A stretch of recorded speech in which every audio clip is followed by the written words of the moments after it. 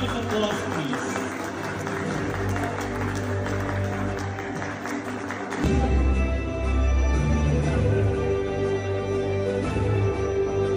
Christine Joy Danielle Suazo. Round of applause, please.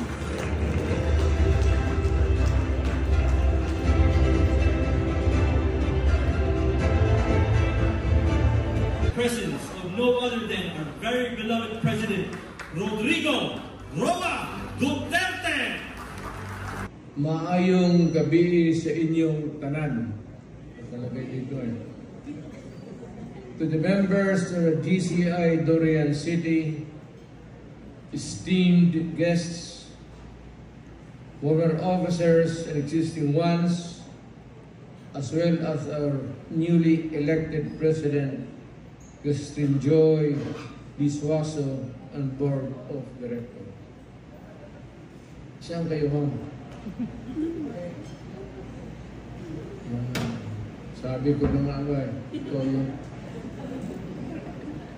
I am humbled to address a group that has always been a good example of leadership and service.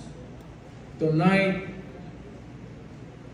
we are officially passing on responsibilities and affirming our promise to build a better future through a strong organization and through service to the people.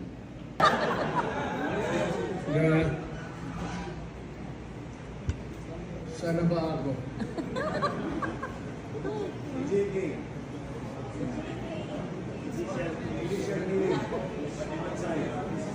Itong headline, faces disbarment. Kawawa naman ako. Kung kunan mo ako ng lisensya, hindi na ako mag-practice ng law. I'm out of job.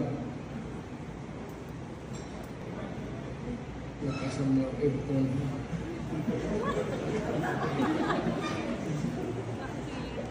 Tutuloy ko muna ito dito. Ito atin-atin lang tayo.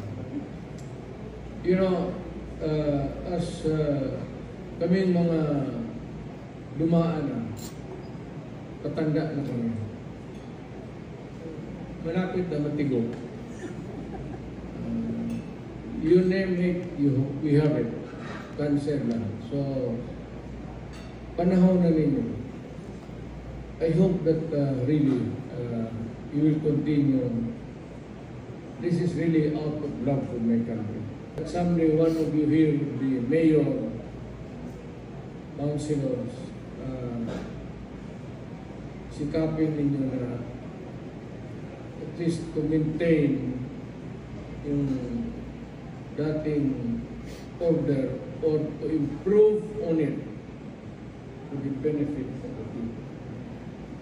Kami paalis na. We are just the passing scene. Just like my father who was governor for so long a time here. Padaan lang. Dumating kami dito. He was elected governor.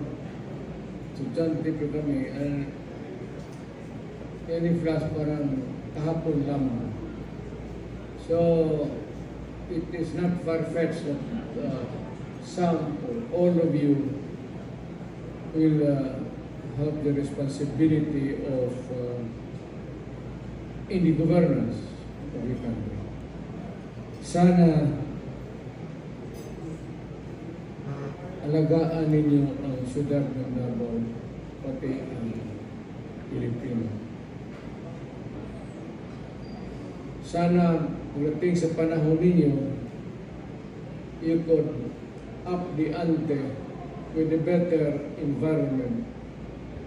Overall, I would say that with one statement, I did my very best. I have to deal with the problems of this country such as crime, corruption, and illegal drugs that have hurt our people long enough. There were decisions that I made were not always liked by everyone. But I said I made no apologies for them. wala akong ginawa ko dapat kong gawin. More importantly, the most important is to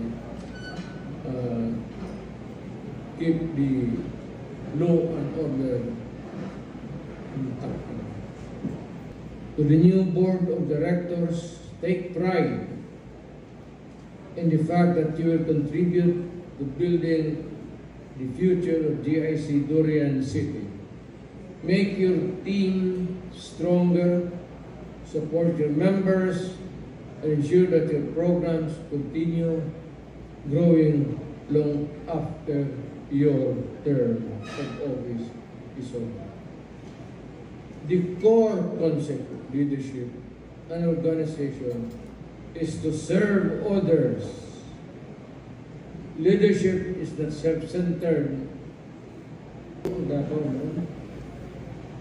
Talaga, lahat tigas. Yung gangster tigas, yung upper tigas, kidnapper tigas, police tigas, gagong sundalo tigas, puro tigas lahat. So, nung na-mayor ako, sabi ko,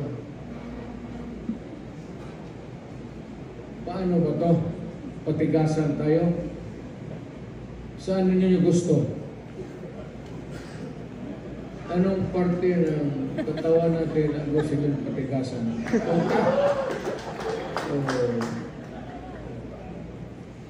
Okay. Kung hindi ko ginawa ko sa Davao, kayong medyo maliit pa noon, bata pa. Hindi tayo gaganito. Na lahat, sundalo, pulis, gangster, halo-halo, ang mga putang yan. Kaya,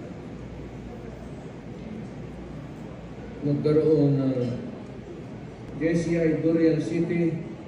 You're the kind of leaders our country needs. Keep serving and continue being a force of good as we move forward to a brighter future for all. Daghang salamat at mabuhay GIC.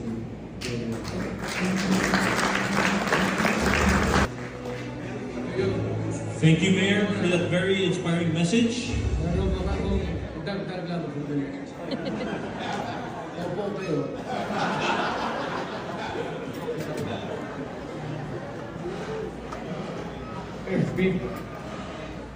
FPRRD faces disbarment.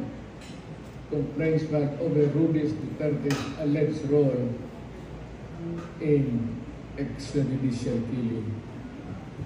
Well, ano ba totoo dito? Alam mo, ano sabihin mo kung patay ka ng tao dyan na katali? It's not that. Pero ayaw ko nang, I will not go into this,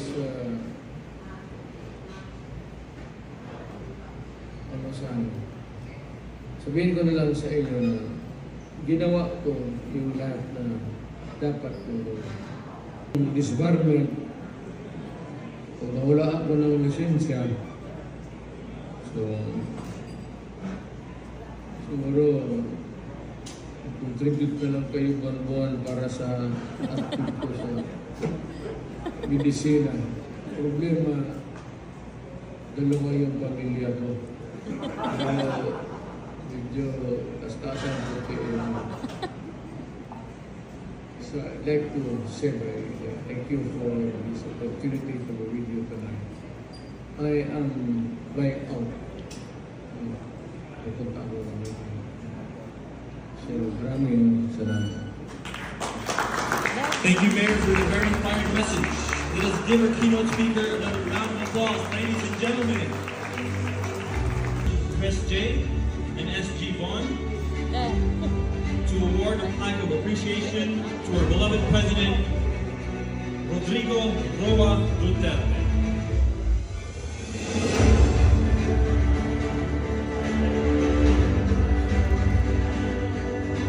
Once again, due to the uniqueness of the situation, situation, we will be breaking a few more of the protocol, and we would like to request the members, the board of directors, the senators, and the past presidents of JCI Durian City to prepare for a photo op with our beloved President Duterte.